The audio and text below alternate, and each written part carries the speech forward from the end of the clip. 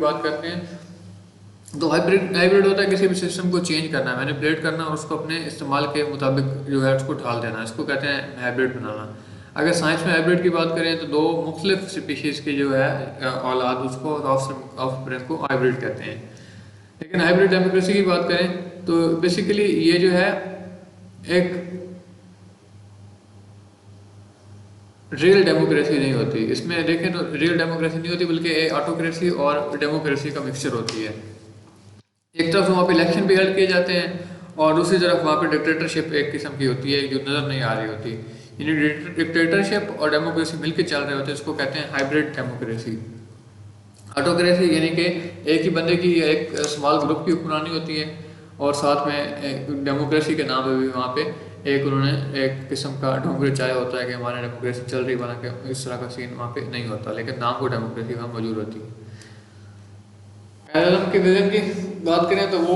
Hybrid democracy की supporter नहीं थे। वो कहते थे कि रियल डेमोक्रेसी होनी चाहिए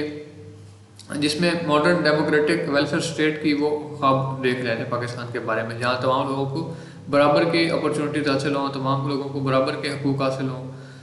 तो उन्होंने ये उनके वफात के बाद जितने भी हुक्मरान पाकिस्तान के हैं तो वो अपने सेल्फ इंटरेस्ट को ही हमेशा से अपनी तरजीह समझते रहे, तरजीह देते रहे उसको। तो कायद-ए-आज़म ने ये मुल्क बनाया था कि यहाँ पे लोग जो हैं वो अमन व आशती के साथ मिल के रह सकें, तमाम मज़ाहिब के साथ हम के साथ वो रह सकें। लेकिन इस तरह का बाद में कोई सीन नहीं बन सका। अब देखें तो उस दौर में मुस्लिम लीग को किसी किस्म की मीडिया की सपोर्ट हासिल नहीं थी, लेकिन वहाँ पर कायद-ए-आज़म मोहम्मद अली जिन्ना की इंटेग्रिटी थी, उनकी जो ऑनेस्टी थी और उनकी लोगों का उनके अंदर जो एतबार था, उसी वजह से मुस्लिम लीग का जो नैरेटिव था वो through out the sub continent फैल गया। सोशल मीडिया के ना होने के बावजूद उनकी लीडरशिप क्वालिटीज़ की वजह से ही मुस्लिम जो हैं और अगर दूसरी तरफ देखो तो हिंदू दलित जो थे, मतलब निचली ज़ात के जो हिंदू थे, क्रिश्चियंस हो गए, यूरोस्ट्रियंस, ज़रतश्ती मज़हब के जितने भी लोग थे, वो अक्सर जो हैं वो मुसलमानों के इस काज को, मोहम्मद अली जिन्ना के इस काज को वो सपोर्ट कर रहे थे कि अलग से एक मुल्क होना चाहिए। उसकी वजह से क्या थी कि कायद-ए-आज़म की लीडरशिप क्वालिटीज़ थी, ये वजह से वो लोग इस तरफ अट्रैक्ट हो रहे थे। हाइब्रिड डेमोक्रेसी की बात कर चुके हैं कि ये ऑटोक्रेटिक फीचर्स और डेमोक्रेसी का एक मिक्सचर होती है कि एक तरफ तो जो वहाँ पे गवर्नमेंट होती है वो पॉलिटिकली रिप्रेस कर रही होती है, दबा रही होती है अपने लोगों को, और दूसरी तरफ वहाँ पे इलेक्शन भी हेल्ड होते हैं कि एक तरफ तो वहाँ पे लोगों को जो है वो कहा जाता है कि आप इलेक्शन के ज़रिए से अपने नुमाइंदे खुद सेलेक्ट करो, दूसरी तरफ उनके ऊपर लोग जो है इस तरह के मुसल्लत कर दिए जाते हैं जो कि उनकी तमाम हकूक़ को सबोताज कर देते हैं। उसके लिए वो क्या चीज़ें यूज़ करते हैं, मुख्तलिफ़ किस्म के मॉडर्न टूल जिस तरह का सोशल मीडिया या आर्टिफिशियल इंटेलिजेंस इनको यूज़ करते हुए वो लोगों को कंट्रोल कर रहे होते हैं, सिस्टम को कंट्रोल कर रहे होते हैं। अब मिसाल के यहाँ पे राइटर ने दी है कि जिस तरह न्यूक्लियर टेक्नोलॉजी को हम बिजली बनाने के लिए या electricity generation, medicine, scientific research में इस्तेमाल कर सकते हैं, इसी तरह इसको अगर वेपन के तौर पर इस्तेमाल किया जाए तो उसकी वजह से बहुत ज़्यादा तबाही फैल जाती है। तबाही कब फैलती है? जब ये उन लोगों के हाथ में चला जाए जो कि प्रॉपर विजन नहीं रखते, जिनका अच्छा कोई जो है विजन नहीं होता। बिल्कुल इसी तरह अगर सोशल मीडिया की बात करें तो ये इंफॉर्मेशन फैलाने के लिए इस्तेमाल हो सकता है, इंफॉर्मेशन फैलती है, इससे अवेयरनेस फैलती है। लेकिन अगर ये सही लोगों के हाथ में ना हो, बुरे लोगों के हाथ में चला जाए, जिस तरह आप देख लें तो मोदी जो है इंडिया में और बिन्यामिन नेतन्याहू जो इसराइल में, इस तरह के लोगों के जब हाथ में ये सोशल मीडिया चला जाता है तो वो इसकी वजह से बहुत ज़्यादा प्रोपेगेंडा फैलाते हैं, बहुत ज़्यादा वो किस्म की एक जो है नफ़रत और तबाही फैलाने का बायस बन जाते हैं।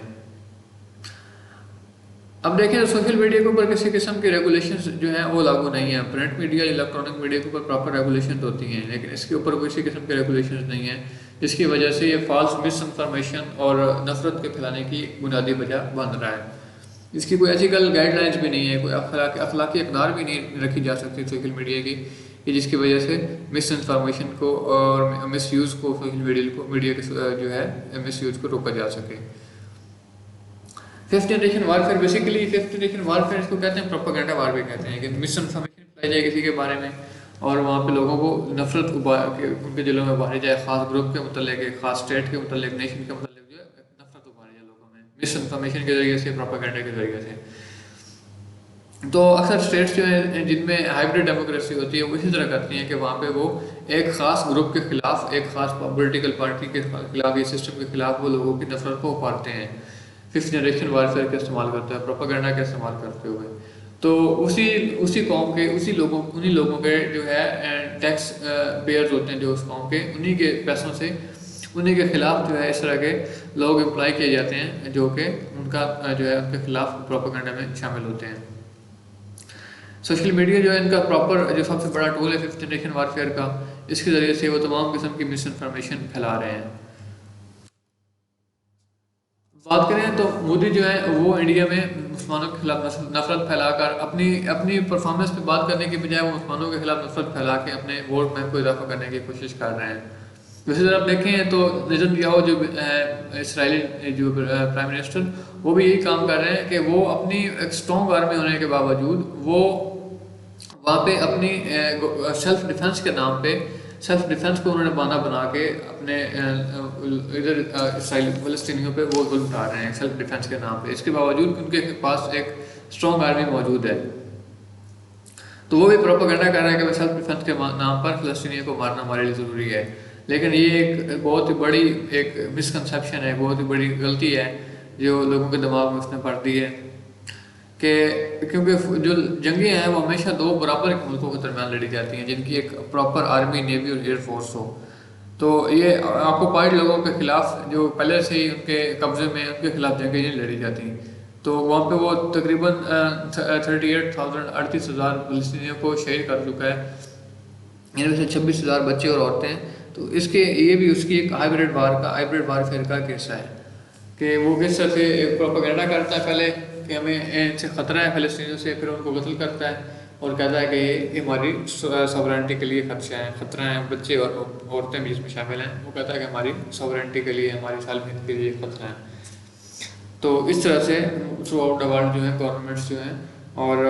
ग्रुप्स ऑफ पीपल वो लोगों के ख़ास किस्म के लोगों के खिलाफ नफरत फैलाकर वहाँ पे लोगों को सरेआम जो है कत्ल करने में मसरूफ़ है। क्वेश्चन हमारा what is fifth generation warfare, comment section में लिखना ना भूलें।